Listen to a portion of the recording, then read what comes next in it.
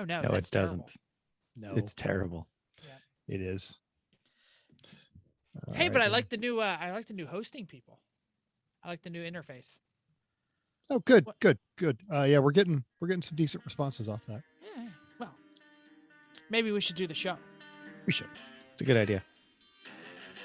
Welcome to Everyone Racers, a show designed for the world of low-dollar racing and oddball car culture. It doesn't matter what kind of Lemma Champ or Lucky Track Dog League you run, SCC or NASA, we won't discriminate, as long as you drive it hard and built it yourself.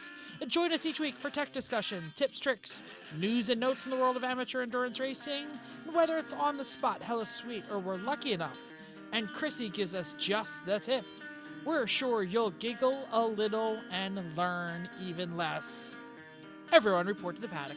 This is Chris. This is Chrissy. I'm Jeff. And I'm Mental.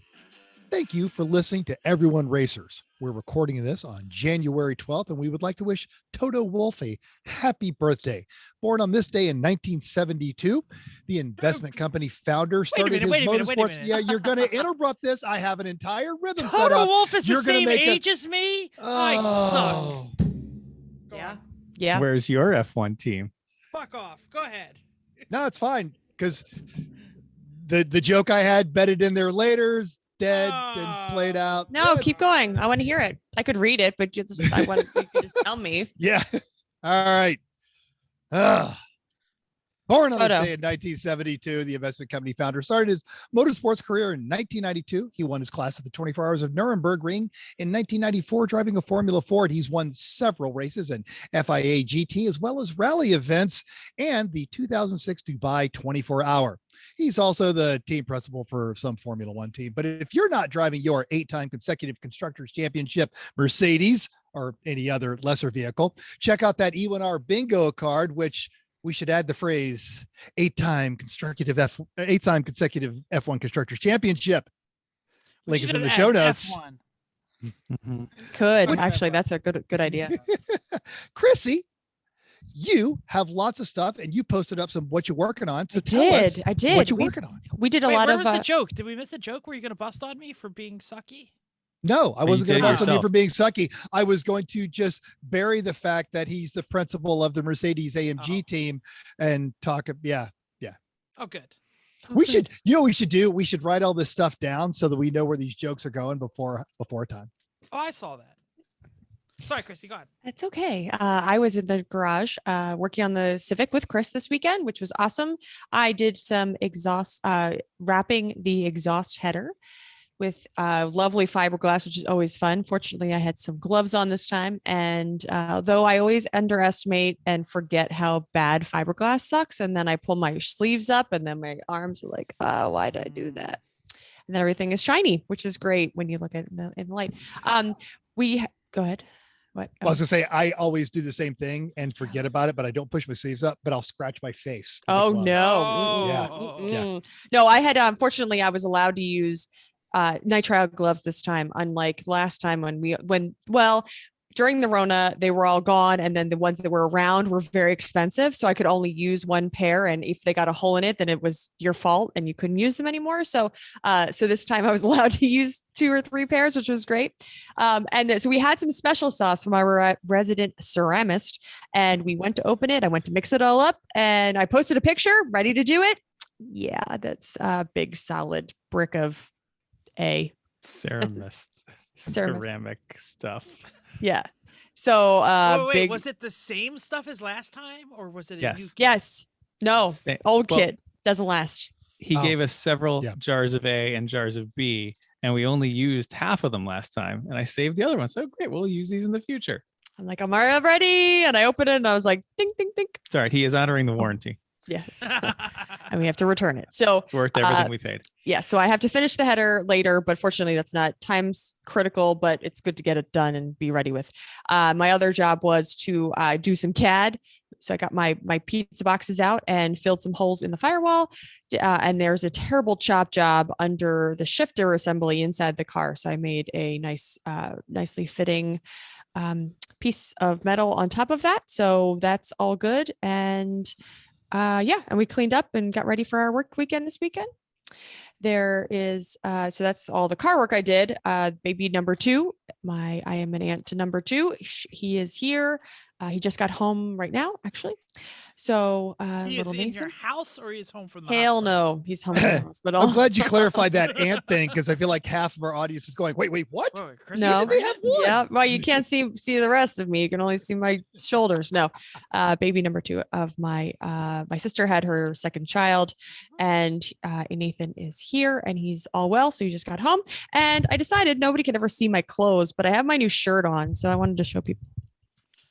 It says race Oh. like a girl. I like that. Boom. Yeah. So from Redline Ace, which is a company that I really like.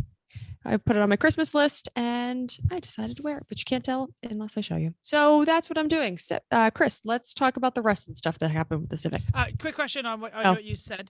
The chop job under the shifter was previous owner? Oh, hell Yes. yeah. Okay, got it. Yes. For They were, whatever weekend. shifter they had for the K swap previously, they just hacked a big hole in it, and I think they just covered it up with the trim, and that was they that. did it as So- big as they could. It's all weavy and just terrible.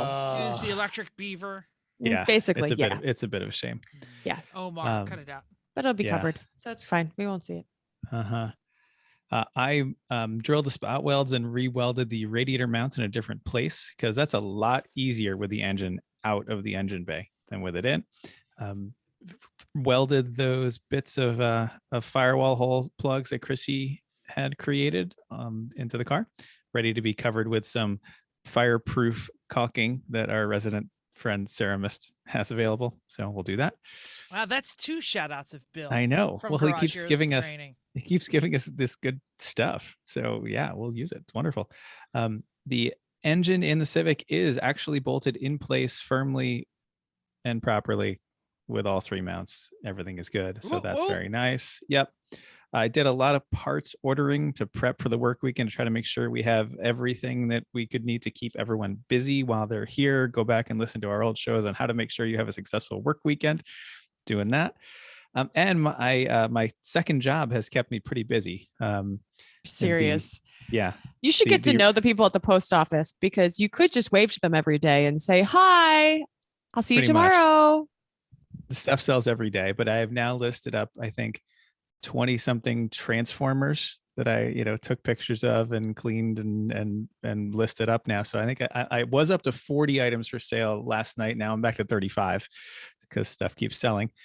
So yeah. Not just cars though, not just toys. Not You just- sold a Alpha Head Yep. and a sway bar. Yeah. The old sway bar off the Civic, sold that. That's Yeah, gone. so there's a couple car parts Yeah. that are going to. So Yep. are the toys buy it now pricing or Yeah. just highest bid? I buy it now pricing on everything because that way I can just leave it there. And then because they're not like huge demand things, or at least I thought, but yeah, I'm selling them all. But that way it's nice that when you just leave them up and then all of a sudden you'll just get an email. Hey, this thing's Hey, sold and you have sold. money and okay, great. And you ship it. But when it's, you're getting a couple a day on average lately, it's been going quite nice. And they're going for stupid money. Like they sold one transformer thing today for $120. So We can eat. Yay! yeah, right. Everyone on this screen has bought a car for less than that. What was the price? Almost $120 for one. 120. No, I've never under 120. 200 is your close, right? But Yeah. I was just amazed at what this stuff is going for. So, I- but that's been a lot of work. But now, I- so now I have all the masks, all the transformers, all the die casts, all up and listed, and a lot of them are gone.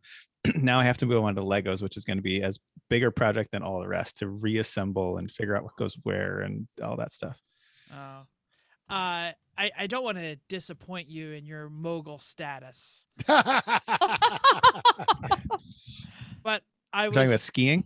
no, I was hanging Oh. out with my brother. I was Yeah. over there. Actually, I wasn't hanging out. I was over there quickly to take care of some business. And he showed me some of his first edition Magic cards, like Oh, I'm Magic sure the those are- Gathering cards. Yeah. So you could buy a nice car with some of the single cards he has. Oh, I'm sure. Why doesn't he sell them? He is cataloging them and getting them, I believe, prepping to sell. But he held up a card like too nerdy. See us on another podcast. but he was there when they released the game, like before they had a corporation, when they had like a card table at a gaming convention, and was like, "Hey everyone, you should try our new game. It's called Magic the Gathering." And he has a shitload of them. Nice. It's Yeah. like, yeah, this card, that's a Miata. Okay. Yeah. He's got Miata level cards. Yeah. Yeah. Excellent. Yeah.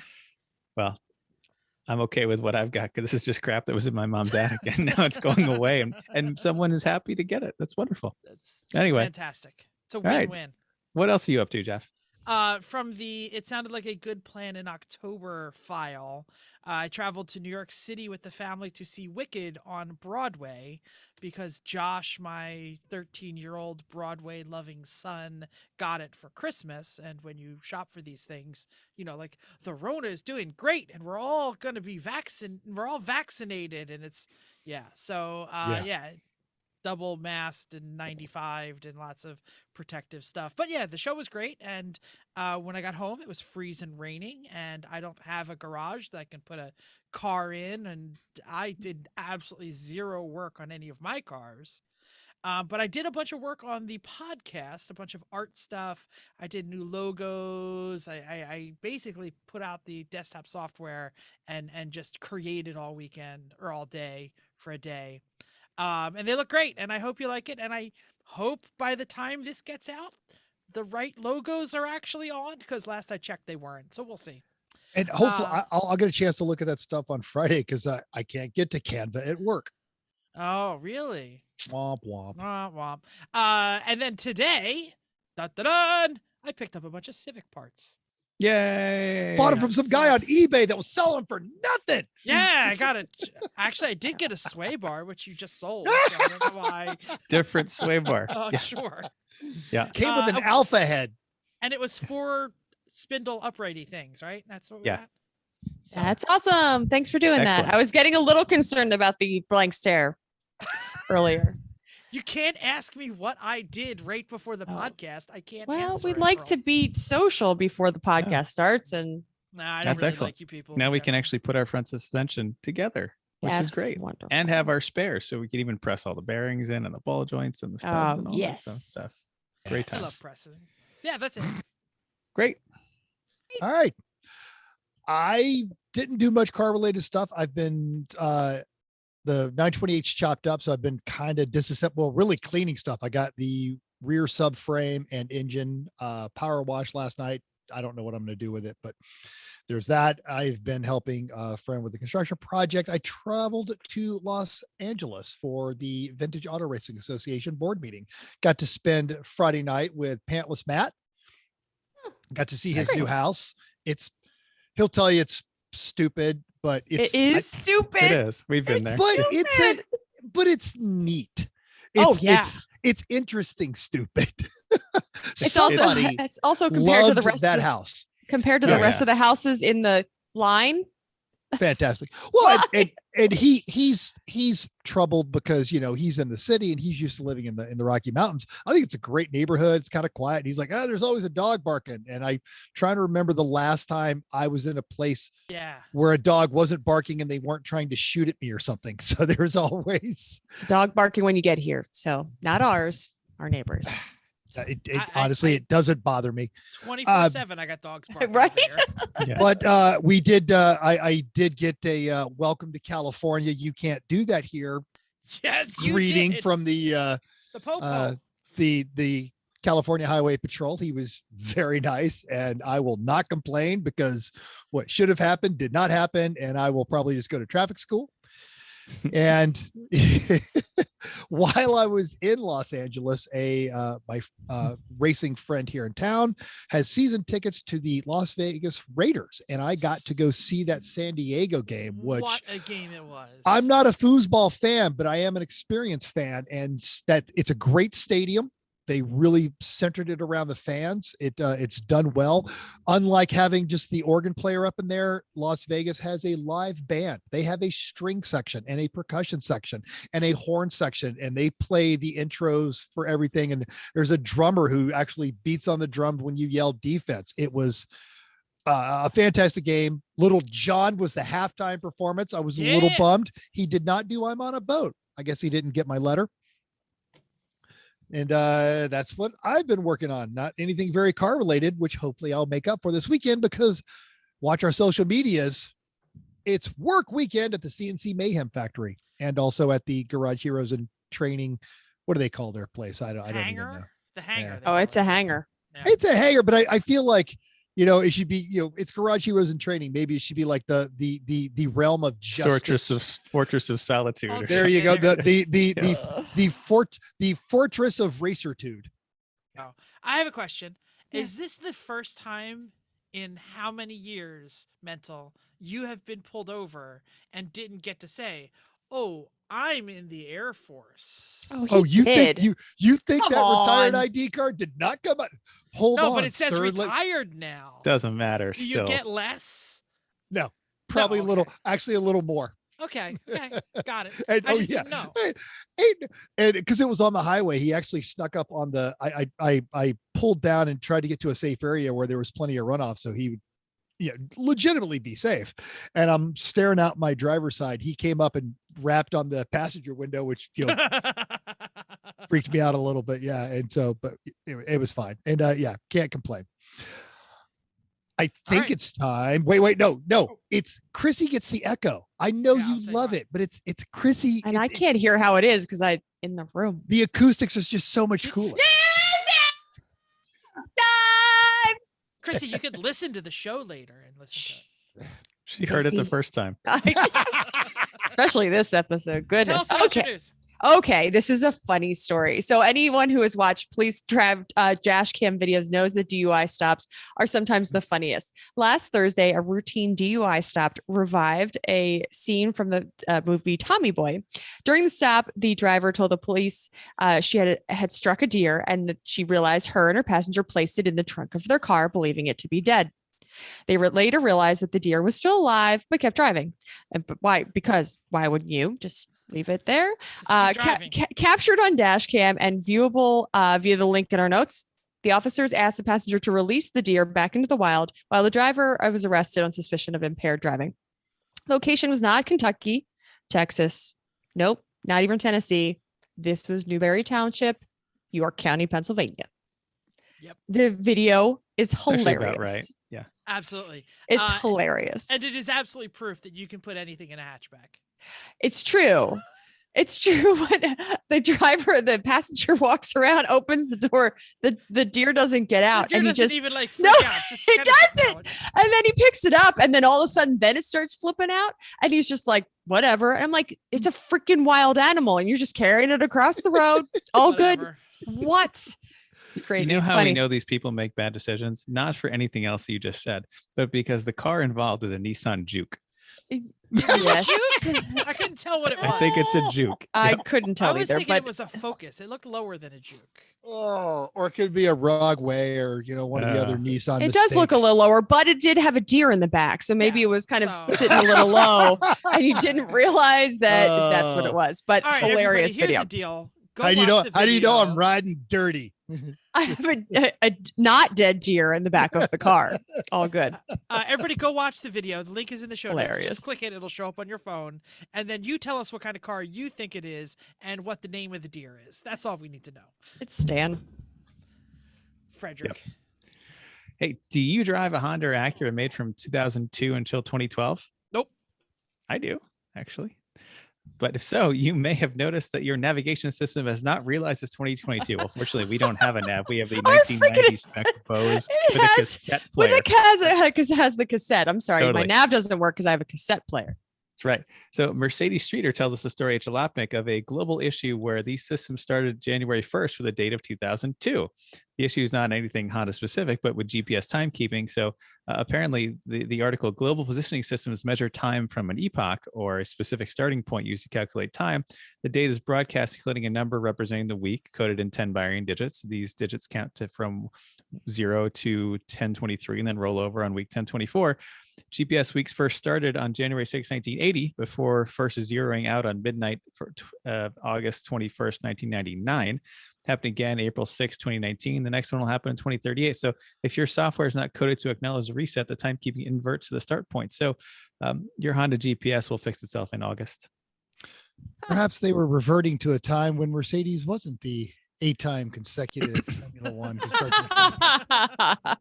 You know, one time I was driving in the early morning of a spring forward fall back day, and all of the GPS was off by like 1,000 feet.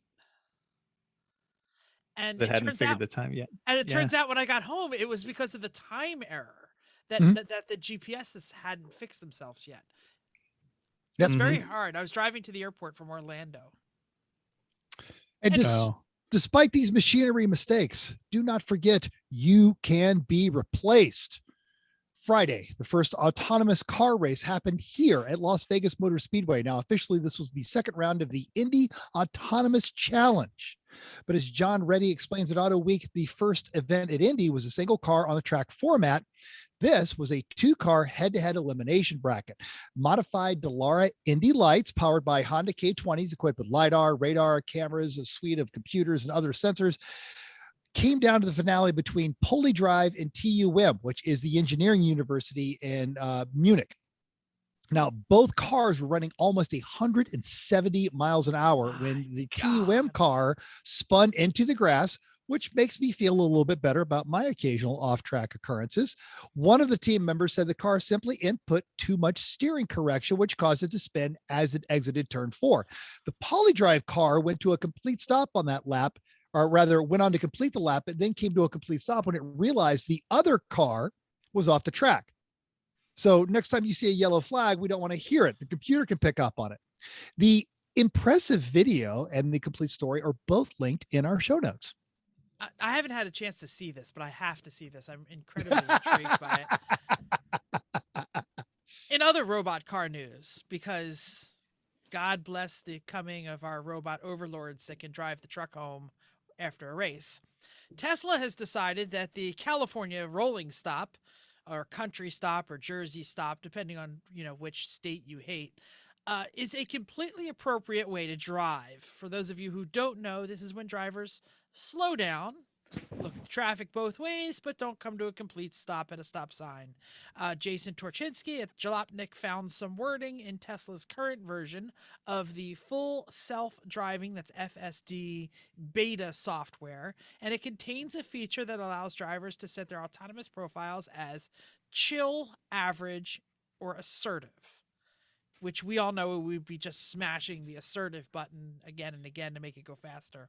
But anyway, to quote Torchinsky directly, in both of these modes, average and assertive, the description states that the car may perform a rolling stop.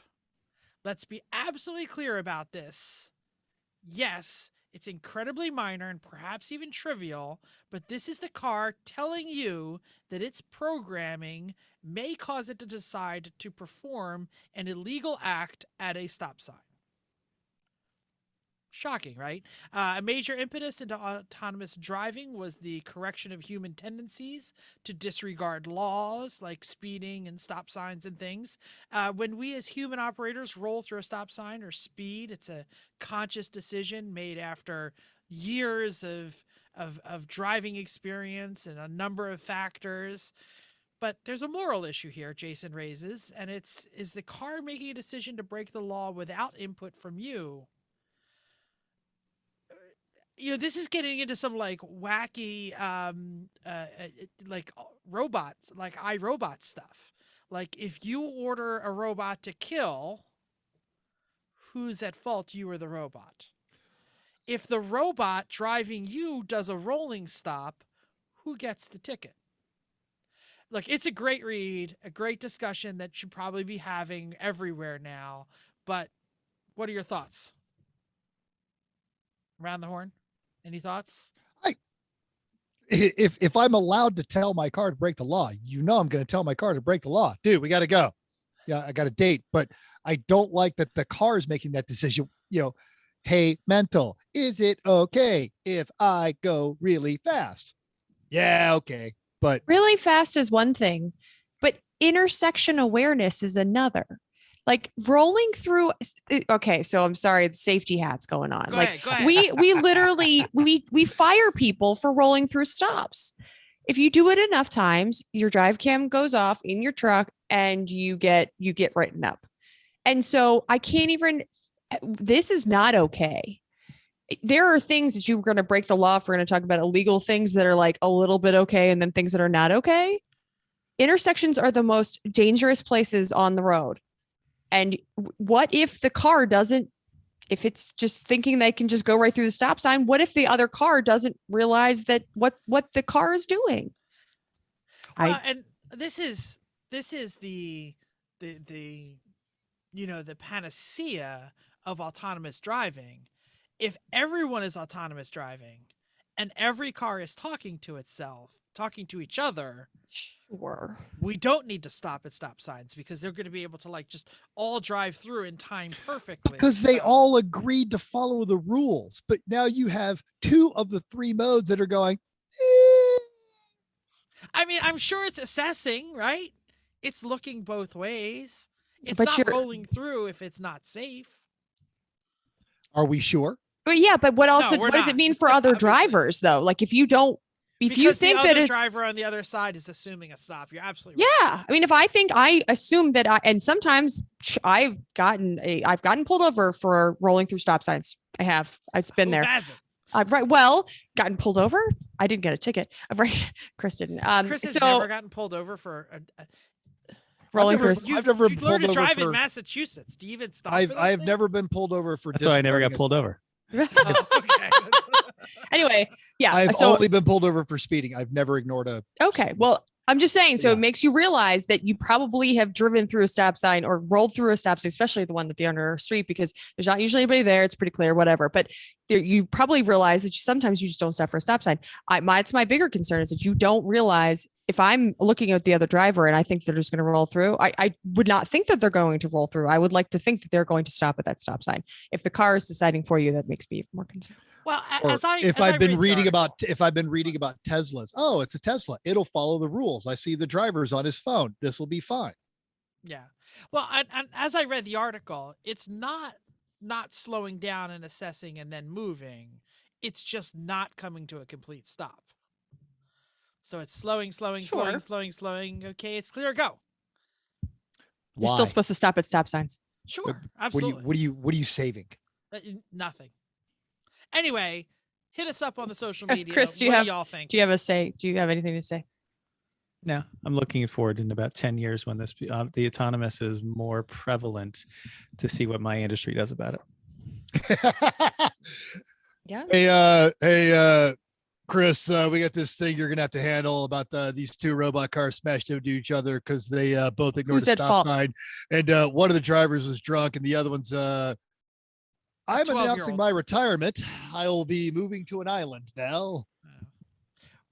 No, I- we insure stupidity, but who is the liable one then? We don't know Yeah, yet. that's the key is who's the liable one. Hmm Anyway, let's talk about our sponsor. We like to talk about upcoming races, and we will in a bit. But if you're looking for races near you, gearhead activities, swap meets, car shows, competition events, Racing Junk has you there. Click on the news and events tab. You can search by the type of event, location, type of racing, all that stuff. Yeah. I never knew where to find a swap meet. Like I hear those are like these epic things for if you have a V8, go to a swap meet, you buy a Well, cam we've for gone- $10. We've right? gone to Carlisle Mhm. because we went there just because, but we're not going Yeah. there. They don't also probably have Honda meets and stuff. Well, they do because they have the import. Absolutely. Which Yeah. was the one we went to and we bought Oh, British okay. car stuff there, but Yeah. that's different. But for V8 stuff, like Andy Nelson from GRM he'd say, oh, I bought these 3 cams for $1. I put the biggest one in. Like, And you can't find those kind of deals at like Carlisle, like the big well-known stuff. Yeah. Maybe You gotta go to Pomona the because it corner happens ones, yeah. constantly. But yeah, it's like, just there's one Overton, Nevada. They'll do these big swap meets and stuff like that, which if you're looking to promote it, you want more people coming to your event. Racing Junk is the world's #1 performance and racing classifieds. They get thousands of eyeballs, and these viewers, these searchers, they're already into cars. So why not use that submit an event option under the Racing Junk events tab?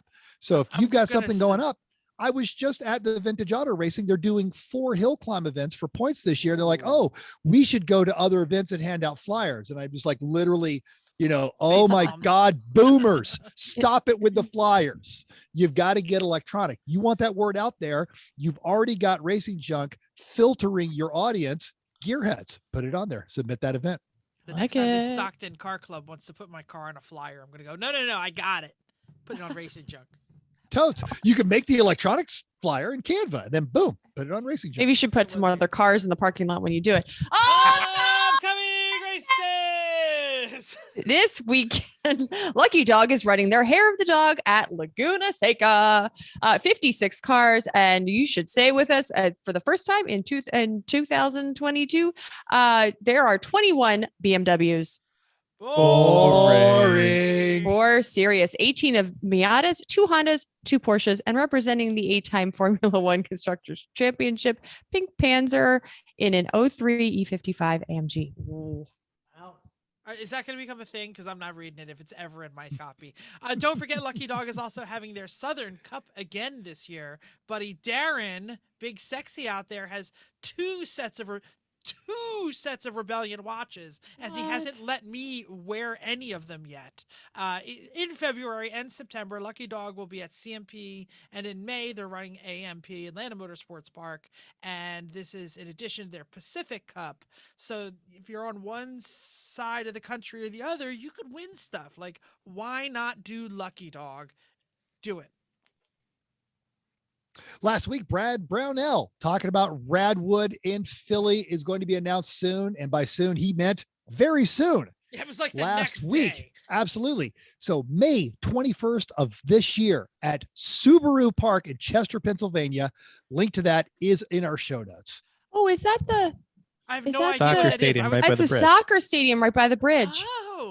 Oh, Where the Union play, the Philly. yeah. Okay, I now had I was no like, idea that was called. Chester, what? Yeah. Oh, that's an interesting venue. I go over the bridge all the time and look down. Me Is there a too. soccer- Is there a But nope, soccer game? Every once in a while there is.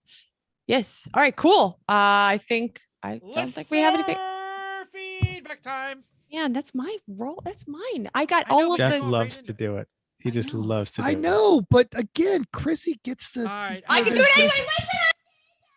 I can do it anytime. On YouTube, the website Call to Grid caught our GeForce product update from PRI. I'm sorry. You know what? I typed in PR. Siemens, PRI. No problem. Duh. PRI. I met you guys on the walk-in on day 1 of PRI. Yep, those blue GeForce shoes were in my first shoes as well. Still have them actually. GeForce is such a great price point, and we'll be adding the new line to our store, and we have a link to his online store in our notes. Nice. Call to And Grid. on- Thanks for chiming in. Absolutely. And on the Book of Faces, we had a preview of the upcoming Civic version 2.0. And with our What You're Working On, Ashley Doyle noticed the drilled and slotted brake rotors that were on the car when we bought it. We'll talk about those a bit more as part of our main topic. Here's a hint. Oh. They're not going to last. We did reply to say that they're not, Yeah, but staying yeah.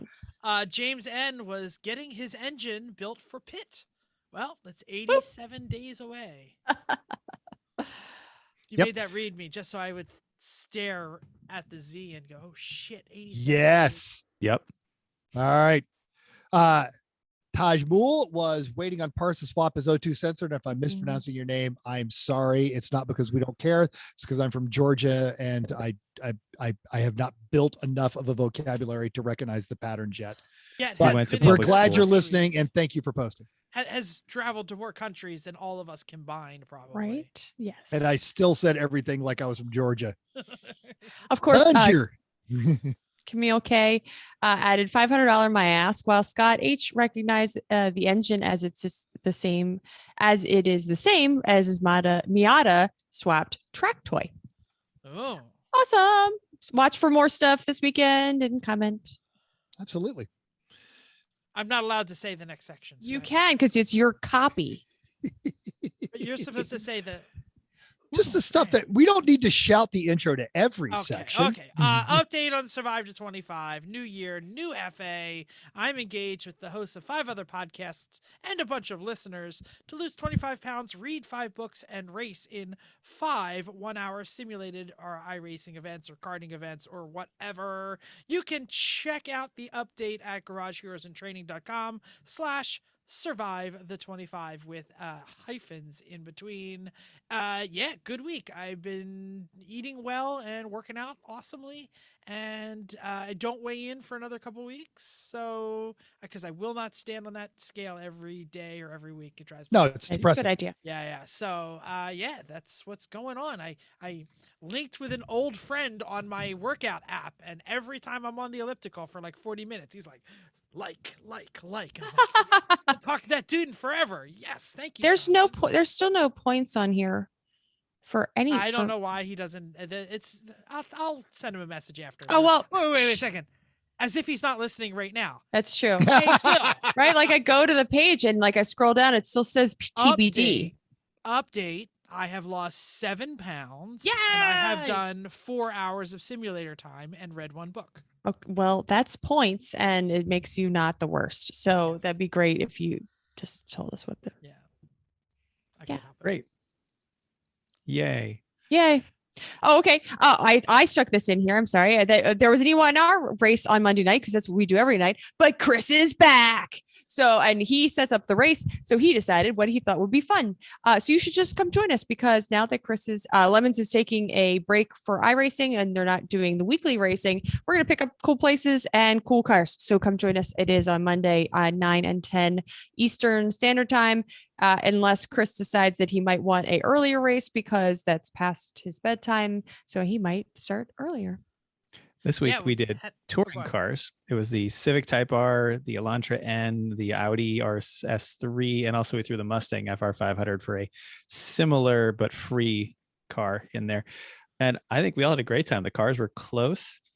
I was doing really well, keeping it right in third, right behind Tyler and Wartburglar when Dave totally accidentally yeeted me in a hairpin. And that was a shame.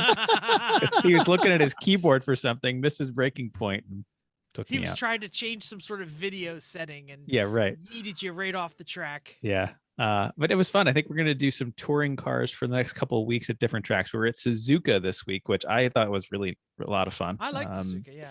And yeah, I love the Elantra. I mean, obviously, mine was blue, and I got to pretend I was mental for a minute and be like, this is sort of like my car. Yeah, but it was fun. But you missed the big fireworks. The big fireworks happened at the end of race 2, where Wartburglar and oh my gosh, Tyler? Tyler Stank, Yep. were fighting it out, and like 2 turns from the end, some sort of glitch happened, and Wartburger thief Aaron totally pit maneuvered Tyler and won the Glitch. race. Glitch. And no. There was some huge argument / discussion / no, that's your fault. No, that's your fault. No, that's your fault. And we actually all went back and looked at the video, and yeah, Aaron was like, you know what? It looks like it was my fault, but I swear it didn't look like that when I was there. So it was fun. Let's not start arguing over iRacing. iRacing CSI. This is iRacing why CSI, we come on. went to like our own iRacing league is to stop this kind of. I agree, and there was no butthurt in there. It was just, that's your fault. No, that's your fault. Oh crap, that was my fault. Black flag for Aaron next time. That's right. You know who never does iRacing CSI? Chrissy's Are we mom. sure? Have we asked? I don't know. I'm pretty sure. She might say Yeah. it's your fault. But she won't say it after iRacing CSI. She'll just tell you it's your fault, and it is. Hey, I Because knew I Because threw. Chrissy's mom said so.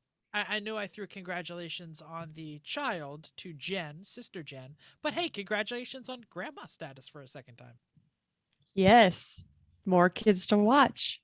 High five, Mom. Merry time. Who's gonna? You want to do the intro since I'm saying the first thing, Chris? What are we talking about? We're talking about brakes. Yeah, we're We're talking talking about about brakes.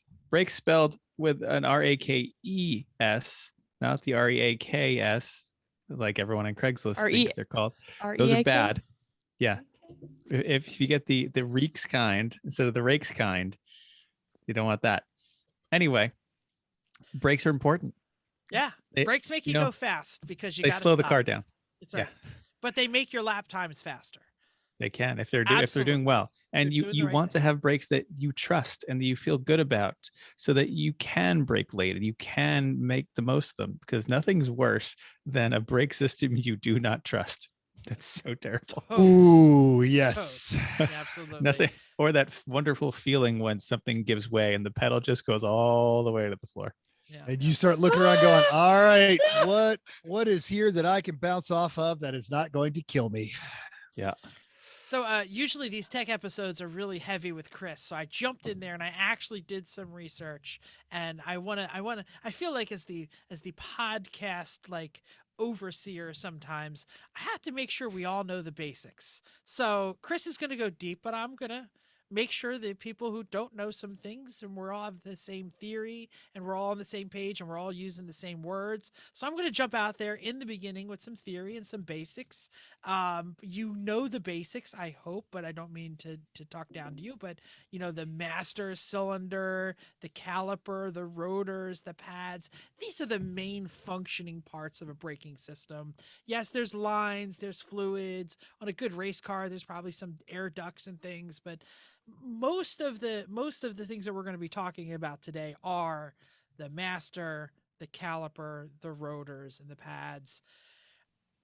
General What are those concept. things, Yeah, Jeff? general Very concepts. I'm going to tell basically. you what they do. The master cylinder is the part under the hood where you put in the fluid, and that takes the pedal energy and squishes fluid and pushes the fluid down the lines. Okay, that's the master. That's the lines. We talked about the fluid. We're going to talk about more about that. It creates hydraulic pressure, which squeezes a caliper, which is basically like a piston inside of a big ingot of metal most of the time. And the cylinder pushes out and pushes the pads. That's the part that when people say they change their brakes, that is the pads. And it pushes those pads against the rotor. That's the part where people are like, yo, man, yo, dog, look at my brakes. And they point inside the wheel, the big shiny round thing. That is the rotor. Okay. The lines, the fluid, the ducts. We're going to talk about all of these. But it's really that interaction between the pads, the calipers, and the rotor where everything happens. And it all happens with heat. We're going to talk about a lot of heat. All right. Brakes are all about temperature, storing heat, dealing with heat, dissipating heat, keeping heat in the right places at the right range for your equipment. All right. General concept, and this is regular brakes, not your regen brakes on your Volt or on your Tesla. We're talking about the old school kind. The hydraulic pressure in the system pushes the pads into the disc, and the friction creates the heat. All right? Friction equals heat. Technically, the pressure creates some heat. Boyle's law. Yeah. Engineers, shut up. We know that. But the heat is the energy in the system, and the heat is the biggest bonus problem. Everything that you're going to have to deal with is on the heat. Okay? Heat is not the energy in the system. The energy in the system is the kinetic energy of the Look at vehicle the moving next line, forward Mental. and the rotating mass. Look at the next line in the That's fine. paragraph. I'm not upset by that. There it is. The rotational energy gets turned into heat, kinetic into thermal. Absolutely correct, Mental. And the heat dissipates into the air without any help in normal driving. We're going to get to that. But anyway, if you take your hands and you rub them together, like Daniel's son, you will feel the heat that is being generated. Everything that we're going to talk about, everything that Chris is going to talk about in a few minutes, is either adding or removing heat from the system. Saturation temperature is what the engineers call it when the component has all the heat it can take and it can't take any more, and that's where you get to be a problem. Go ahead, Mental. If you watch these old videos of the car and driver, and this is when they start talking about brake fade. Now, this is really a term you don't hear coming up in a lot of evaluations of cars anymore because the new systems have gotten so good. But there was a time on old drum brake systems or even newer or early versions of disc brakes when if you had two good panic stops, you weren't going to have brakes for a while. Yeah, absolutely. And these days, normal driving, normal car, you're never going to feel this. The heat just dissipates in the air without any help because the modern systems are able to keep up. And we don't stand on the brakes, then stomp on the gas, and then stand on the brakes and stomp on the gas, unless you're in a race car, which is why we're talking about these things. Which you shouldn't be doing that in a race car either. So- but that's a different so- episode. But those Wagner quiet stops are going to be okay on your mother's car because they're designed to be a trade-off, long wear and no squeaks and minimal dust to make sure the bling bling rims don't get all crappy. But this is not going to hold up in race cars. Heavier cars that go faster, the more energy it has, the more heat it will generate. We are going to, this is endurance racing, people we're talking about. Yes, this counts for all racing, but we're going to stress the design and the materials in the system more than it was possibly ever designed to. That's why you need to do real race things in your real race car to have real race brakes. Even if it's a 3-cylinder Saab 99, you're going to have to listen to what Chris says because all of this heat is going to be there and we need to get it out of the system. Thanks, Jeff. Everything in a brake is a heat sink. You're putting heat into it that you're converting from your kinetic energy, creating heat, and that heat's got to go somewhere. And everything that's in that system has to be okay with the amount of heat you're putting in and the heat level you're maintaining. So you want brakes that are sized appropriately to accept and dissipate enough heat in the right ranges and without adding unnecessary weight, complexity, cost, et cetera. You want enough, but you don't necessarily need to go overkill. So we shouldn't all get like carbon ceramics off a GT3 Right. and put it on Totally our not Mazda 3. necessary. No, but you need enough. And what might come on the car might not be enough for what you're doing. So let's talk about the failure modes. The failure modes really are fade. Jeff just talked about it a little bit. There's two different kinds of fade. And fade is when you go to press on the brakes and they don't work because they're too hot. Sometimes it's just you press on it and the pedal is hard, but you're just not stopping. Sometimes the pedal just goes down and you still not stopping. So let's talk about pad fade first. Pads are the friction material that's between the caliper and the disc. That's what wears away. And these pads are meant to operate in certain ranges of temperatures. Like on your street car, they're probably meant to operate with a range of 0 to 700 degrees Fahrenheit, something along those lines. Really heavy pro race car teams, the pads don't even come on until you're at a couple hundred degrees. Like they just don't work when they're cold. They need heat to function, but they'll function up to 1500 degrees. Like that's stuff that's amazing. For the things we do, especially with street car based braking systems, we're looking at things that have some bite when they're cold, but they need to be able to handle temperatures 800, 900, 1000 degrees. So, but you have to keep it in that range. If you have brakes that are enormous on a 1.6 Miata, you're never going to get enough heat in them to get the pads to work really, for pads that are going to last long. And you're basically just, we need street brakes. So you have to find that range there. All right. So pad fade is when your brake pads basically are no longer able to grip the disc. And what actually grips the disc is a transfer layer of resin from the pad on the rotor. That's what puts on with bedding. We'll talk about bedding a little later. But usually the way a pad fades is it outgasses and a little layer of gas comes out from the surface of the pad between the pad and the rotor, so it can't actually grip it. And there's no friction between the rotor and the pad. So that's when you step on the pedal and it's hard, but nothing's happening. Nothing's happening at all. This happened to me in Bill's 86 actually once when I was driving that with the stock brakes on it. And this is like his first HPDE with us. And so we found the limit. Okay. Real brakes next time. Mental. We had the exact same problem when we were using the Hellcats for Extreme Experience. Is the current setup was not designed for track use, and we had to find a way to effectively outgas, because about the third lap, if you were being pushed by one of the clients behind you, you hit the brakes, they would stop moving, car would not slow down. Yep. So this outgassing, because I never really knew what was happening there, and you've always said outgassing, but I think I get it now because again I did some more research myself and was reading stuff. But so it's not that the heat has changed physically the brake or anything like that. It's that like there's a layer of like gas, steam, air that is stopping. It's almost like how an ice skater skates. To a there is point. that thin layer between the two materials that is causing them not to touch. There's also there's a coefficient of friction in a brake pad that changes based on temperature.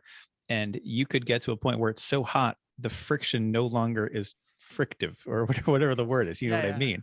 Like it doesn't have any abrasiveness to it, or it doesn't have any, it doesn't press anymore because it got so hot. The material kind of changes, but it'll change back when it cools off a bit.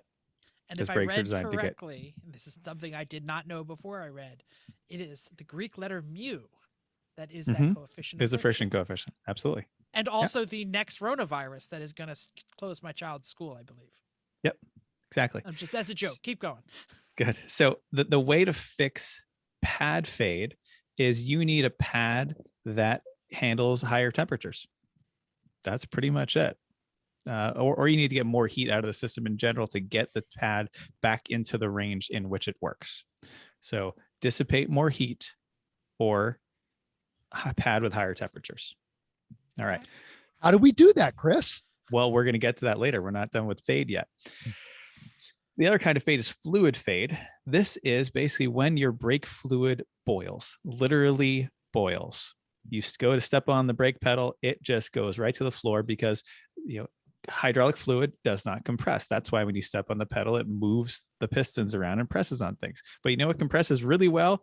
Air, gases. So when you boil it, introduce gases in the system, that compresses, doesn't work. Literally boiling like the water on a pot. Yeah, like bubble, bubble, bubble. Actually, literally boiling. And that's what introduces the gases. The same like when you look at water, it's water in a pot. There's no air in it, but once it gets to boiling, somehow air comes out of that and it boils into the system. So the way to fix that is, again, get heat out of the system so it doesn't get to that temperature, and or run a fluid that is designed to deal with the kind of temperatures you're dealing with. But that only works to a certain point with the fluid. Eventually, you got to get the heat out of there. So a great way to get heat out is ducting. Ducting is moving air through the brakes so that it moves, so that it dissipates the heat just by air transfer. This happens normally just with your wheel turning. Air gets through, cools the brakes, but it changes. Different kind of wheels have better air transfer than others. Like if you had just a solid steel disc, there's not really any air getting to that. Steelings, really yo. Right. Well, at least they have the little holes in them. But if you have a nice wide open alloy, a lot of air is getting into that. And you could even think back to like the early E34 M5s had wheels that had directional fans built into them. Right. So that as you moved, and the really early ones that had like these 4-piece wheels that had this fan. And as you went, they would actually pull air through the brakes and out the side to keep them cool. Yeah, the Audis were the first ones to really put those turbo fans on their cars. They're competitive cars, race cars. So I also wanted to point this out. If air management is important, this is why most rotors are multiple pieces with vents on the inside. If you pull a modern rotor, if you've ever done a brake job and you look at it, you could like stick your finger. There's the solid rotor and the vented rotor. Mm-hmm. And vented rotors have the pieces with the gaps in between, designed for the air to go from the center of the rotor out to the outside. That's how the air is designed to flow through those rotors. So, but even changes you make in the air of your car are going to change the natural airflow through the wheels. Like when we put the big air dam and splitter on the front of the Civic, the brake temps went up noticeably because it wasn't getting the air under the front, hitting the suspension, bouncing into the brakes like it had before. The airflow was stopped there. So that changed it. Didn't the Ombre start overheating its brakes as soon as Alan put that giant Yeah, it did. cover on the front? Yep. So now, okay, if that happens, you need to get air at the brakes. And there are a couple ways to do this. One is you can put a hole in your front of your bumper at a spot where there is positive pressure. You don't want to put it in a spot where it's negative pressure. That's not going to work. So where there's good positive pressure, and run an actual just hose, high temperature hose, along your car or along your suspension to the center of the rotor, as close as possible to the center of the rotor as you can get it. That's a lot easier in a rear drive car, where you can actually buy these nice ducts or make them that hold the hose right at the center of the rotor, basically just off the side. And that's wonderful. Front drive cars, a lot harder. There's an axle there. So, but then you can Bendy do other suspension, independent movement, all those other things. It can be a pain, but there's a simple way you can go. This is Porsche did this on the GT3, and actually Nissan did it on the Z32. There is a little plastic air deflector on the suspension that hangs down into the airflow, that scoops up the air that's coming under the car and points it up at the brake rotors. Yeah, and we ripped those suckers off. Well, one of them was already gone. So, but it's a simple and easy way, a thing you can do that won't cost much or take much time to make that just out of sheet metal or plastic or something like that. Just enough to catch a little air and throw it at the direction of the brakes. It's not going to be great, but it's a little bit that can help if you don't have room for proper actual ducts. Or there are other ways we can deal with the heat too, but ducting is a great way to get rid of the heat. And you could even put fans in your ducts, like boat bilge blowers fans. They're inline fans. Those are a great way to go. That should not be your out of the gate choice though. Didn't Betty have issues with that because the fan was actually restricting how much air they were getting at high speed? It was slowing it down. Yeah. So this is further development. Start with the simple stuff that Chris talked about with the ducting in the fins. Yep. And if you need the fans, you probably have the duct entry holes in the wrong place, because they're not getting the positive pressure they need.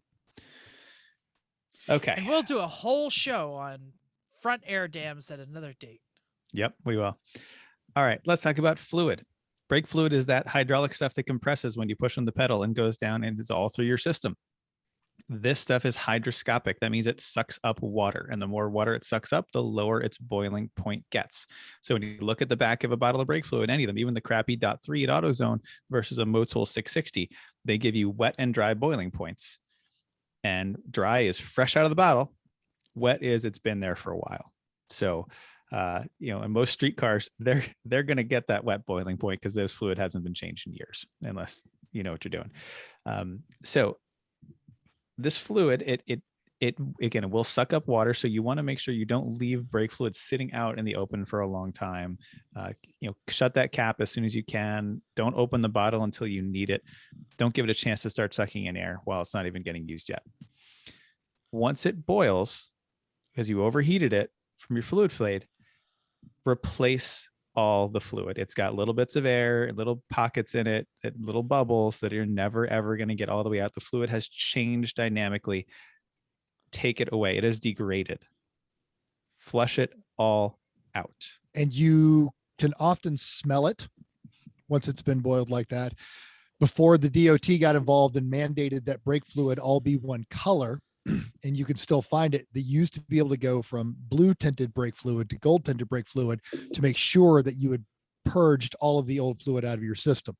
They do still sell it, but it's race only and hard to get. Yeah, gotta buy it from Europe. And the ATE stuff, that fluid is, I don't think the temperature's quite up to the snuff of the kind of things we do. I'd like to see minimum boiling points dry of the number, the stuff I got from I'll give some shout outs later to the people I learned this stuff from, but the fluid number we got from them was 300 C dry, 200 C wet. Realistically, 600 degrees Fahrenheit is your dry boiling point on this brake fluid. That's what you want. And ATE is only like 540 or something like that. So it'll work on slower, smaller cars, but once you get a little faster, time attack or some sort of sprint racing, but we're talking endurance. So we're out there for 8 hours. Absolutely. So again, the fluid degrades from heat. Do not just bleed it. If you boil the fluid, you got to get rid of all of it. The way I like to do it is empty the master cylinder, with a turkey baster works great to empty the master cylinder out. Yep, exactly. Or if you have a fluid extractor, just Don't get all that use the fluid one out. from the kitchen or somebody might kill you. You have Get your own. Get a garage one. Yeah. Get a garage one. Just So saying. then fill that back up. And then if you empty that cap, that cup full on your reservoir to each wheel, you basically cleared it all out. Yeah, there you go. Another thing you can do then is, if you wanted, is go to each wheel, take the caliper off, put the bleeder bottle on the caliper when you crack open the bleeder, and compress the piston. And you guarantee that you just got all of the worst of that fluid out of that, because it was all sitting in that caliper in that piston. So if you just press it out, then great. This is also just a nice thing to do, like when you're changing brake pads. Just when you press the caliper back in, well, you have to put it back in anyway to make enough room for the pads. Instead of shoving that fluid that's the lowest point in the system where it gets wet, where the water all congregates, the dirt all congregates, and the most heat happens, instead of pushing that back up into the master, just push it out and then refill at the top and bleed it back down. It's a nice way to maintain that. Okay. Next, let's talk about rotors, the big spinny bits. That is the primary heat sink and dissipator in the system, is the rotor. And as the bigger it gets, the more heat it can hold and the more surface area it has to dissipate said heat. And like Jeff was talking about, vented and solid rotors. We're only going to see solid rotors in the back of some cars. These cars we're racing realistically. The Rolls-Royce had solids in the front with 2 calipers per wheel. That was a terrible car built by trolls in Trondheim. And it had solid disc wheels that got no airflow, because if you stopped really hard more than once, you're getting fired as a chauffeur. So the Rolls didn't care. So that's why we could use our brakes once per lap. And then we at the end of the straight in New Hampshire, then we would get pad fade. Right. So anyway, rotors, because they're having so much heat put in them, and think about how terrible it is to be a rotor. I mean, they're going from ambient to 1,000 degrees to glowing. Even the stuff we do, like if you've raced at night in a Lemons race, you see the glowing rotors. That's hot. And then they immediately stop glowing. Like the thermal cycles they go through are amazing. And rotors, they wear out in 2 ways. One is the friction surface of the pads actually chews them down. They get too thin and then they're not strong enough. And the other thing is they can have some cracks in them. Now the guy heard this talk at PRI from, his name's Ian Berwick. He works for Paget, and he has worked for a lot of other people too. And he's been he has forgotten more about brakes than I will ever know in my entire life. And so we were talking about cracks in the brake rotors. And I've seen these on some of our cars. You get these little hairline crazing cracks in this kind of the center of the friction surface of the rotor. And I was wondered about that. And he's like, you know what? Those are totally fine, because as soon as that rotor heats up, those cracks suck right back together as the metal expands. So the cracks you want to worry about are the cracks that are that are getting toward the end of the friction surface, like toward the end, because that's when it's going to crack all the way through, and that's when it's going to cause problems. So the little surface cracks fine, but if it's getting toward the outside edge, the outside edge of the disc, the rotor disc, yep. Like the part where if there was no wheel would touch the ground. Yes. Got it. Okay. Yep. Or if you had 2-piece rotors with the separate hats and friction rings like Mental has on the P30 package, like CLS 63, it can also migrate toward the center. Yes. So it's not just the edges, it's where the metal. If it gets to the side of the metal. The side of the metal. Yep. Right. But there's only an inside of the metal on proper 2-piece floating rotors. Yeah. Gotcha. So this is a discussion about cross-drilled and slotted rotors. Cross-drilled have holes drilled through. Slotted have slots kind of ground into the surface of the rotor, but not all the way through. They are fancy and blingy. The point of those is supposed to let the pad outgassing get through those, or get trapped in the slot and get out, so you don't have the fade. Realistically, they reduce your friction surface, and for cross-drilled, they make it much more likely your rotor is going to crack. So, but the kids in the Civics think they look cool. Yeah, I know. Well, they will also tell you that, these help with cooling. They do not. Nope. For what we're doing, get solid blank good, decent quality rotors. I like Raybestos advanced technology ones. They're like $40. Centric blanks are nice too. Don't get the usually, don't get like the $8.99 economy Rock Auto ones. Like get at least the daily driver ones, something that's not the bottom of the barrel for, the metallurgy and the run out in them. So, but that's all you need. And if you're running a pad like an ST43 that is super friendly to the rotors, it doesn't wear them down on the frictionless surface, you'll get a year or more out of those rotors before you need to worry about them. Jeff. And just because it was mentioned, let's just say, if you're not running ST43s and you have not tried them, go order a set right now. They're great. And so let's talk more about pads then too. So we talked about the temperature range of the pads and the friction coefficient of the pads. Every manufacturer of racing brakes has charts that show you the friction coefficients at different temperatures. So and you might want those to be different.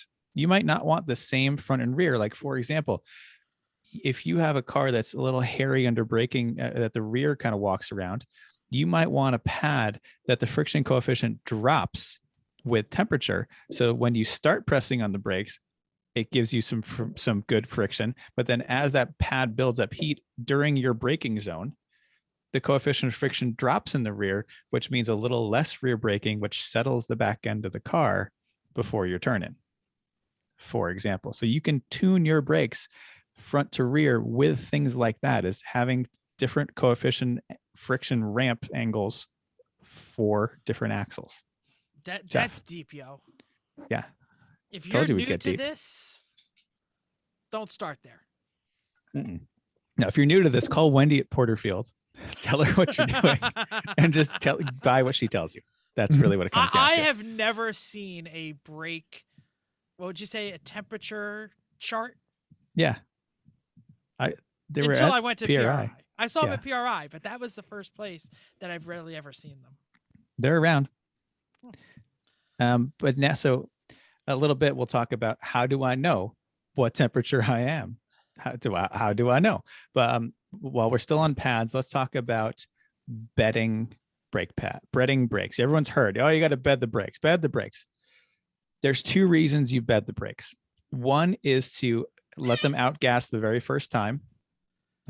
Was that Something a cat? exciting happens in Nope. Mental's house. Nope, it's a dog. I don't know how that was a dog, but it was a dog. So one is to let the pads outgas the first time. The first time they get really hot, stuff comes out of them, and that needs to happen. The second is you need to transfer a layer of the friction material from the pad onto the rotor, because like we talked about before, it's actually the resin from the pad on the rotor that is much grippier to the pad itself than the actual bare iron or steel that it is. The same way, like a snow tire is designed to pack snow in the treads, because snow is stickier to snow than rubber is to snow. So that's partially why that works. I feel like I'm learning stuff about tires, even though we're not talking about tires. Yeah. We're getting there. Can you elaborate on the best way to bed brakes? Yes, I was just getting there. Thank you. So what you have to do to bed brakes is you want to gradually build them up to temperature, like really good and hot gradually, and then let them cool gradually if you can. So on the street, it's great to go out and do like 10 stops from 60, or not quite stops, like 60 to 10 without your ABS coming on. And if you do this on street cars, like, I took Chrissy's mom's car out to bed the brakes in when they got the new pads on. And by the end of your 10th stop, the car's not stopping real well. And there's smoke coming out of the brakes. And the smell is fantastic. Yeah. And that means you did it right. And then once you get it that hot, then you chill and drive the car for a while without touching the brakes if you can help it, because you want them to cool down gradually, slowly back to ambient. Because now you have basically realigned the molecules in the pads because of the heat. You've gotten the friction surface on the rotor right. You've outgassed the pads. They are now ready to go, and they're going to last longer and give you better braking before too. And the other thing is, if you do this properly, you're not going to have the uneven transfer layer issues that cause brakes to shudder. which when people say, oh, my rotors are warped, they're probably not warped. You probably have an uneven transfer layer, which so the pad goes by on the rotor and all of a sudden hits a sticky spot. And that sticky spot, it tightens up, it slows the car down a little bit, and then it goes past the sticky spot. And it's not the same on both wheels because they turn in different rates on corners. So you get different sticky spots, and that creates your shake in the wheel. So those of you with Carbotech pads, you know exactly what I'm talking about.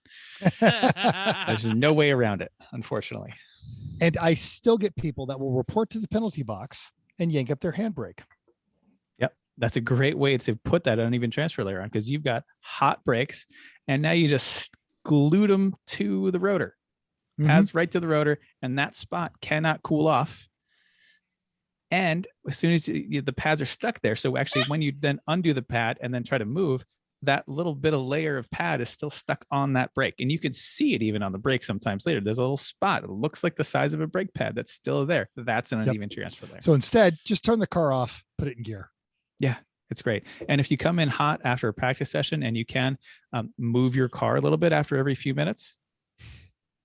Mental, did you lose power? Dogs. Oh, dogs fell on the light switch. Yeah, that's good. Anyway, move your car while the light's still on his on yeah, his microphone. it's his other light. The dog lies down and knocks the cord out of the wall. That's what it is. So if you move your car around every few minutes, right after it comes out of the track, that keeps that one spot under the pad from staying hot and potentially giving you an uneven transfer layer. Okay, how's everybody doing? This is a lot so far, but we're moving well. I like actually read into the research for this, and I'm still learning stuff, and I'm still getting my mind blown just a little. You can bed pads on the track, not in the street. It's basically, if you have a practice day, it's really easy. Just go out over the course of 5 or 10 laps, gradually increase your brake pressure till the time you're at your 10th lap, you are on full race pace. And then drive around for a few laps, really without touching the brakes.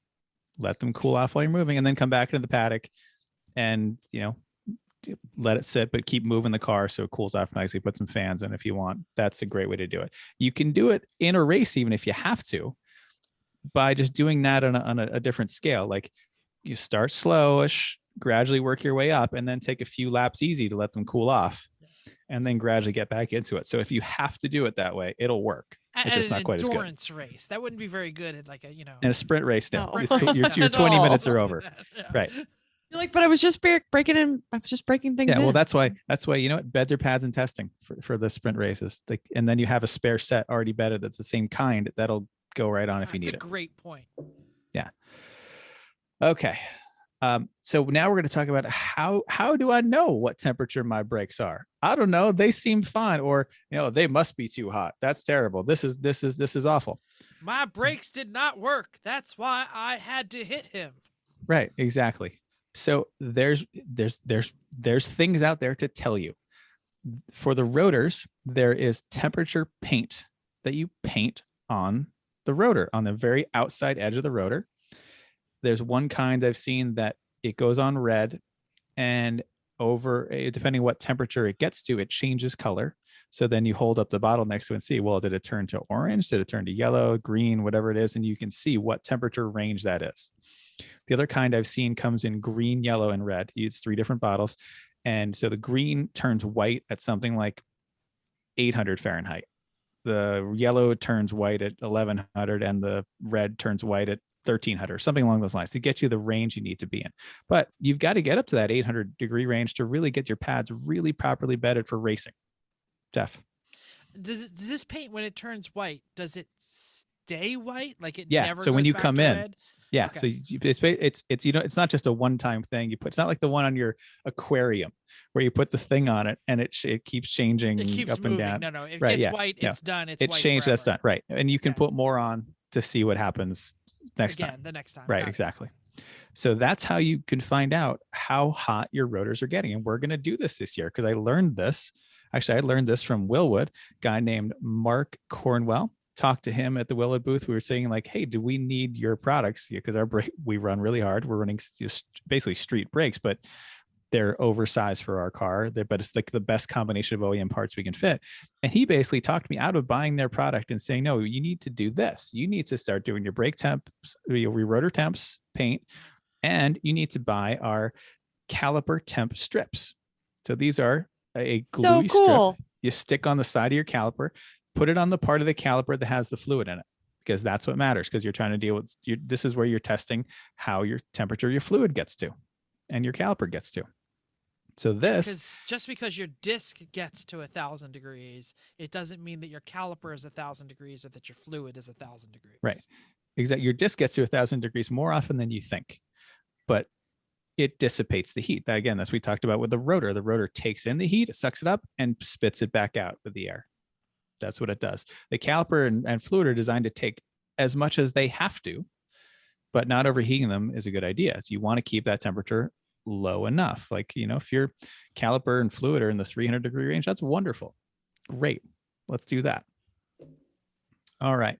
So paint your rotors, find your temperature there. That'll tell you how hot your rotors and pads are getting, to tell you if your pad is in the right range for the temperatures you're getting to. And your caliper strip will tell you if your fluid is getting too hot. And that's really means you either need a bigger rotor or more airflow to dissipate that heat, so it's not getting to the fluid. Clear? Got it. Mental just Cool. put in the notes. He put in the link for the Willwood caliper temperature strip. So thank you, Mental. Yep. We also have link to the rotor paint. Be Doctor in the be Dog careful. sat on the Be lights careful again. about how you You do look this. so creepy right now. Great. So, because if you search for caliper paint, you're going to get 4 pages of paint them red, paint them blue, paint them. You want to be specific, and we do have a link to the temperature changing caliper paint that Chris mentioned. It's Yep. now Halloween in your house. Yeah, it looks like he's got the flashlight. He was in the woods. That's what I was getting at. The call, as it turns out, the call is coming from the house. I don't know how Yeah, this who happened. knew? Hash slinging slasher, as my son would say. Go on. So now you know how hot your brakes are. So you know if you have the right pad, you know how to bed the pads in, you know what everything does, you know to get the right fluid. Here's something really interesting that I had no idea that I learned this time. Brake calipers, the way they work is you push the fluid down into them. There's a piston that moves. Jack talked about that, but there's a rubber seal that seals between the piston and the body of the caliper so that the fluid doesn't all leak out. Right? If your brake fluid has boiled with good fluid, those rubber caliper seals are no longer pliable. So what happens is usually you step on the brake pedal, the piston moves out, and the rubber kind of flexes out a little bit with the piston. And then when you let off, the rubber flexes back to neutral because it has a memory. And that helps pull your piston and your pad just slightly away from the rotor, like just enough that they're not creating friction anymore, that little bit of rubber pullback. If you have boiled your fluid, those seals are no longer pliable, no longer have the memory, Hi, and Josh. they're going to keep the caliper piston holding the pad against the rotor. So it's never going to fully release once you've cooked the seals and the calipers. So that's going to lead to, you say, oh, I boiled the brakes, but I bled it out. It should be fine. It's not. Those seals are done, and you're going to continue to have brakes that are getting too hot because the friction is not releasing that last 5%, and you need it to. So if you've cooked your brakes, replace the caliper seals. You And can just well, let's say also, and if the caliper seals are no longer sealing, that goes to that hydrostatic thing where they will suck up the water at the lowest point. You've got raw metal inside the system, and every seized rotor or every seized caliper I've ever dealt with, that was the problem. Yep. They'll probably Josh. keep sealing. They just won't have that pliability that you need to pull them just barely back off the rotor and the pad, which is what you need. So a lot of times you'll see people have problems with brakes that keep happening. This is why they cook the brakes. The seals are shot. They're not letting the piston back off the pad. And therefore the brakes are always going to keep getting hot until they replace them. So either replace the calipers or just keep caliper seal kits in your toolbox for a race for every caliper you have. I looked them up for the Honda. They're $2.37 per caliper. Yes, rebuilding calipers is a terrible job because it gets brake fluid everywhere and you don't want to do it, but $2.37 and about 45 minutes of work, you solve this problem. So those are going in our toolbox now for each of our cars is caliper seal kits for every caliper we have. So that was something I learned from Ian at Paget. Was that I thought that was really interesting. I'd never heard of that before, but it makes perfect sense when you think about it. So thanks, Ian. And if you look actually at some of the racing brake companies like AP Racing, they actually recommend resealing your calipers every other event. That's a little much for us. But if you're racing a pro series, that's the kind of stuff they do. Mm-hmm. Yeah. So if you're running street kind of calipers on your car like we are, maybe you put that into your winter standard replacement plans. Is let's put some new calipers on the car. Like our calipers are $40 for the front ones. Yeah, it's okay. no brainer. Yeah. Yeah. So, but that way you actually then, if you have a spare set, you always have that spare set. Get their $2.37 rebuild kit. Always have a spare set of calipers around. And you can just keep rotating them through with the $2 rebuild kits, and you're good. And you'll get good at it after a while too. Mental doesn't think he'll get good at it. By the way, this is unless you're driving an AMG Mercedes, then you just have to add 2 zeros.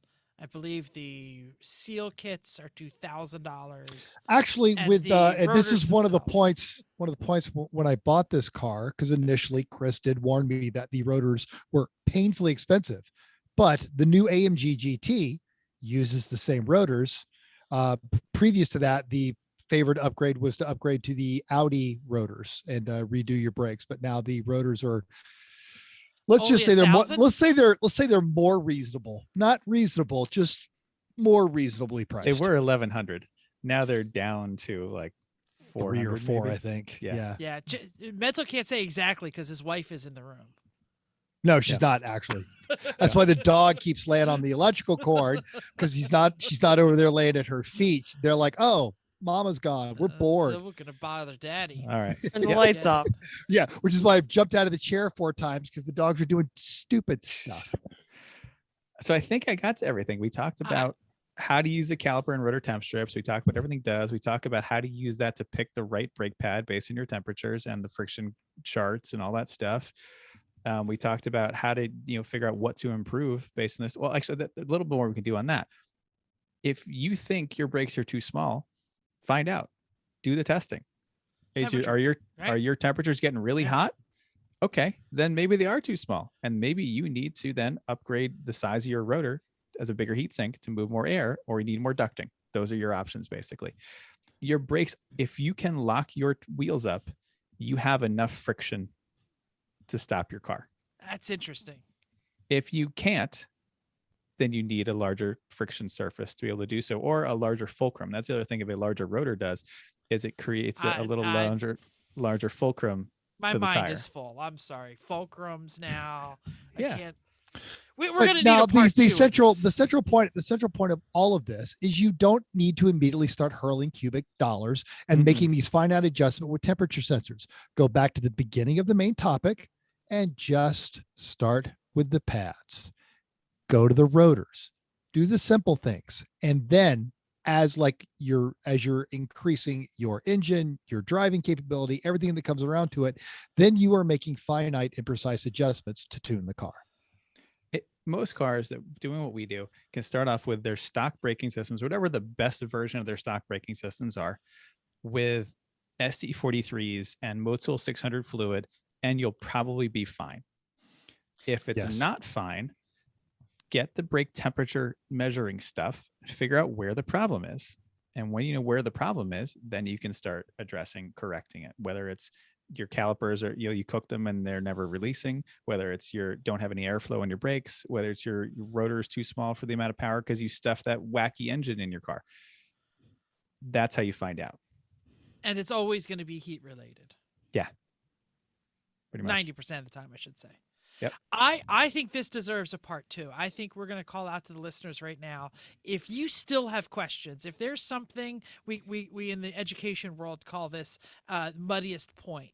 If there's something you didn't understand or something you want to know more about, hit us up on the social media, send an email, text Mental. Tell them that you want to hear more about blah, blah, blah and the brake system. I know I'm reading along and this was deep. So we might need an article on this. Chris, would you write an article on this and post it somewhere maybe? Maybe when I stop running a toy store and yeah. Anyway, we'll make it work. So that's all I've got.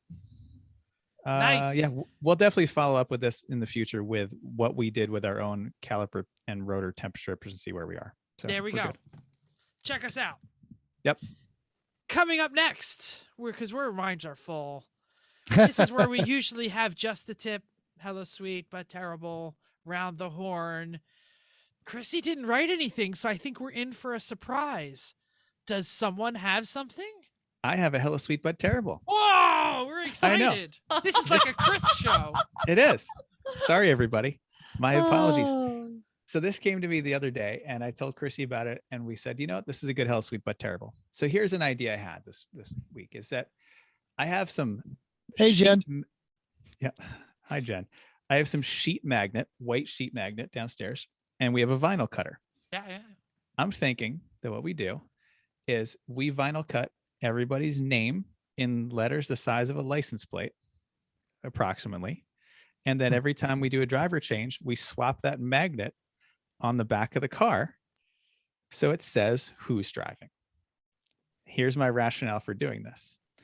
One is friendliness among drivers. It's nice. You all the times if it's a car, you want, oh, who was driving that? I don't know. And you want to know who that was. And that way later on, you can go up to the Civic and say, hey, Mental, hey, we had a great time out there. That was a lot of fun. That was great. So I like the social aspect that comes with it. Second is accountability. If you drive like an ass, everyone knows, oh yeah, in the Civic, it's always Jeff driving like an ass. Well, that's for example. for sure. No, it's not. But just for example, and that person then is going to basically get called out a little bit because they were driving like a jerk. And maybe that'll help them reform to the point where they are nice. Which your accountability measures have worked in the past to greatly reduce the time that we were spending in the penalty box, not just on our team, but on other teams associated with this as well. I want to object to this, but I know it's going to work. I'm intrigued. And actually, Dan, our friend Dan, he used to run this on one of his, I think it was on Yuri's car, where he put like a picture of the driver. Like he had an 8.5 by 11 that said Dan driving and had the picture on it. And he thought this was a great thing to do. And I literally sat there and went, what a whack job. Because I say that a lot of times when I'm talking to Dan. And then later I go, that wasn't a bad idea. So I'm okay with this. I would do this. We're never going to remember. Change. Well, I think it'd be easy enough to change during driver stints. And if you realize you forgot to bring the new name, great. You just pull it off and slap it on the roof. Or you leave them all on the roof for the drivers driving that car for the weekend. So they're all there. Oh, that's interesting too. You could just do you could do the thing with the standard license plate and heavy duty magnets. Like whenever a vehicle goes on a test drive around here, that's what they do is they've got their dealer plate with some heavy duty magnets and they just put it in the spot where the license plate goes.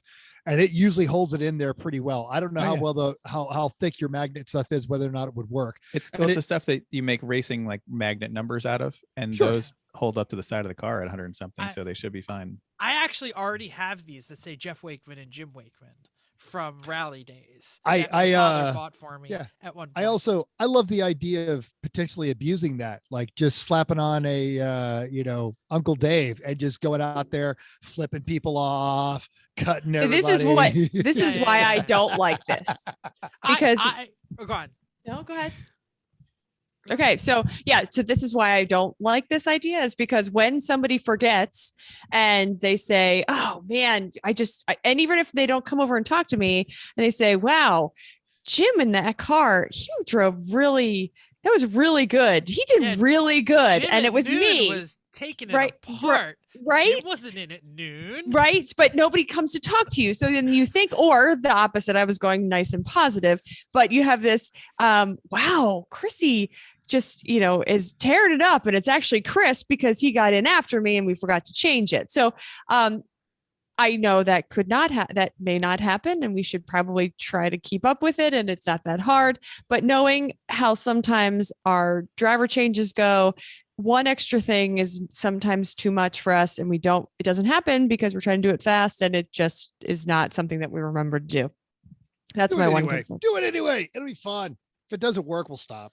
This is the easiest way I could possibly think of it, is the magnet sheet right by the license plate. The person getting in the car is usually just kind of standing around while the fueling's done, so they could kind of be ready to do that. Except for there's plenty of times where we've literally forgotten a Hans. You can't get in the car because you don't have the right things to get into the car. So that's what makes me think that this is like an extra thing is not always things we're thinking of. I'm going to allow someone to defer, but I'm in. I'm not going to force it on everyone. By the way, how much metal do we have in the trunk hatch lid of our new Honda? None.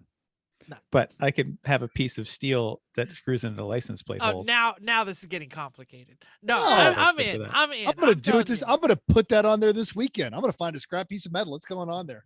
I love this idea. And it's gonna default to Jeff.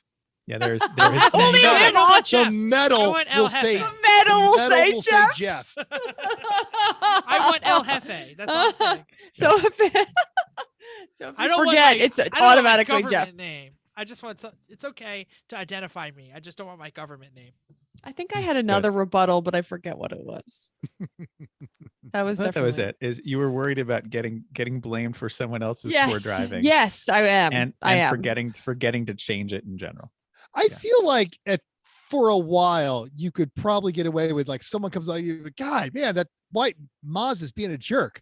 Oh, there's no way that's Chrissy. One of those idiots forgot to change it. There's no way that's Chrissy. No.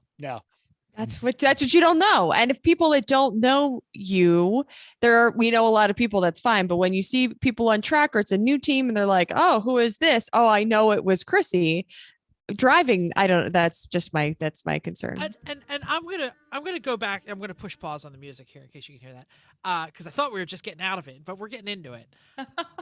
I'm gonna go back to something that Chrissy said in the fantastic movie entitled, what was it? What's the movie? What's the Why are you asking us what's in your brain? Sorry. You haven't told us anything about the movie except that it was documentary. No, the documentary that was on our race team.